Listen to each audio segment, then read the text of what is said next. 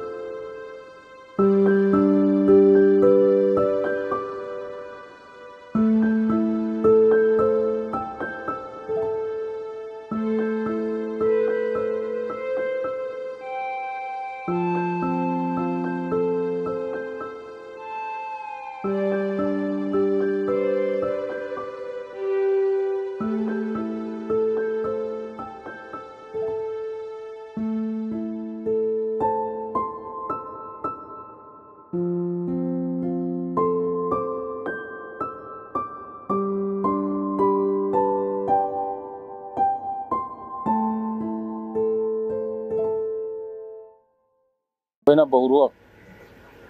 siam anti langin pesul taka hetianga kan an khom chan hi tarik ni ruk September sani samnile pakhat thotan nia kau pk wanal duati rong taka tha ani chungchanga wena hian police ten athattu nia anrin hel lalchoi moya court ni ani a he court ni hian kau pk wanal duati thawang hauna tan le kan police te tha ti chakna ani beisei fomin heti hian chung kwa in hun kan han manga tunlai hi le boruak eng mote lengvel kara heti anga hun kan han mangi kan in thlahung viawa amaro chu ka u thawangi hau venge kan du sia wangin chung kwa in heti hian hun kan han manga kan hun man tur thu kan thian ten anan fia tiang hian min ron troi om boka an hena po lom thu kan soya ama lal choi moya mu du wang krim lamte le engemo thil danga wang te nilovin ka u thawang han hau krim na ta na khan wena hian heting hian hun kan han mang ani ti kha kan hun man chan ka han soi fia ani e to hai ka pu LDF cable network lung le atang ania achan khachu isoi tlang pui to timeng zo na han zo lok che kan dua police lampang he char city an thelu tem an la thelu lo ani chon engwang nge niam police lam hian char city an thelu to em ti hi ka chiang lova an la thelu lo ani pain kala kha thiam thowa ni som ko hunan ne ya an uluk tun tuma hian thei patopin ma an la chu ka hriat dan ani deuh mai kalo ngai ven lutup lem lo ani chuan ani le police lam nen in bereng in arin oma athat tu ni apu lal choi mo hi a in puang to rengem a in puang lo chu an tia nge a chan ka hlowa alai ka chu a in puang lo ti kha kan hriat dan chu ala ni reng mai ti chuan ani le lo in puang ta lo se police te hian thu boi lian tak an chai me kan ya thu boi lian taka thiam lo chan tir na tur khop evidence an nei zo in rian kini chuan enge evidence an nei ti kha kan hlowa an mani police lampang kha chuan evidence nei thato ka anin ngaya nei thato ka anin ngaya ni kha chuan an nei tha khan kan ngai ve mai chu ani deuh mai chuan ani le police lampang hen forensic report ang chi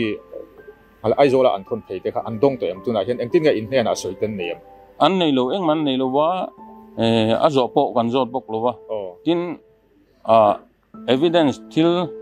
te ani wangin zot po ni langin min khil duin ka ring lem lo wa chu wang kan ngai sak lem lo wa tin kini na lo wa hiat tum cha la po kha atul ber lo a sa ber lo in kan fia chu wangin khalam pang kha chu kan ngai tu lem lo chuan in zo om lo ni lo sela tlang kam ti a hianin tual thattu ni lo zo khi police ten an man ni in karing ti te an man ani ang ti atam me ma in hnen po athleng thoin rin oma mi pui ti chung chang hian enge han sei du thun rim nei nia mi ngai dan nei thiang vek kan nia chu tiang boruak chu tiang a soiten lo mani chuan ka u kc mi nan ngai ven ka u chung chang thui mi nan ngai ven le ti kha ania kalom viau zo ka amaro chu athat tu ni lo zo kan niang tianga ngai dan an nei ni poin an ngai dan kha ni ve mai ti ngai dan nei thiang vek kha kan nia khala kan chuan mi pui ngai dan khati khan aphir thui ani maya nakina pathian zara kan damanga huna local zelanga thilni na dik tak chu alaron langchuak mai tura kangai in van doi na to chung chang hianin tatia van doi da in to kha chuan afate pani udwa ti fate pani chung chang kha ril ruwa om lo thei lowa en qualify kha chuan atuar viau ti kan khria tu na hian nun phung pa ngain an nung to em engting zero na te chun zo man tum dan ala thil thang omang chu an din hun kha afet theiam en koli kha pathian khongai na zara MSc kha an zo vea a result kha aron chu ka pass thavia wa distinction a pass nge a chuan ama po kan sui tong kan B.Ed lunglei dai ta hian a training a class po nimin pia lama tang khan achun zom to normal han ti khan normal takhi chuan a tu te ma hi kanom tak thei lawani chu wangin e normal hemi ning thung pa ngai ang takan nun kha chu ala thei lo thim thima ama ro chu pathianin atan puya e ain ti pachanga chu ka sui tong khan nimin pia lama tang te po khan e class te kha chu an kal ve online in class an kala wangin in lama tiang khan an ti ve a pathian khong aina an chang chho zela an ni unau po an zia om chho viau to e hei vai na hian in han pung kho mani a hei ro rel na dik in du wang kha ani maya tia in pun khom hian a ro rel tu te omo a khesan khoi chak du na emo dik na a han hailan zual theina tur ti mayang om zia an in ring am voi na he tianga in pun khom na hian ka khalo le om zia ne yangem ti hi ka thiam lova ama ro chu ka be seina ania om zia nei nge sela e kan police te tha po ti jap tu atan po ni sela ti hi ka be seya ama ro chu ka be se angin a omangem ti ero chu ka soi thei lem lo ani be seina ka chu kan nei ani ato bera chuanin in thil ton chungchang le in thu boi kal zel chungchang hian enge mi pui te khria ta na soi du thim nei han soi du thil thara hi engma ka nei to lo ka soi to thinang khan lom thu soi hi ani ringot maya e tun thleng po min tong try sak tu te min leina tu te la oma phone call te le private message te po in tiang khan min ron thil tu kan tong try pui reng cheu tia min ron thil tu te kha an om renga tin thil pek ral na te po hun na tak atang te po local na la min ron rala hun ron hang te po khan oma chung te awang chuan lom thu kan se heng zong hi pathian in min mangai na alan tirani pathian hana lom thu ka soi ani abak thil dang ero chu soi tur ka nei lam ri lo ani ole hun tak mai min pe ka wangin kan lo me okay po lo me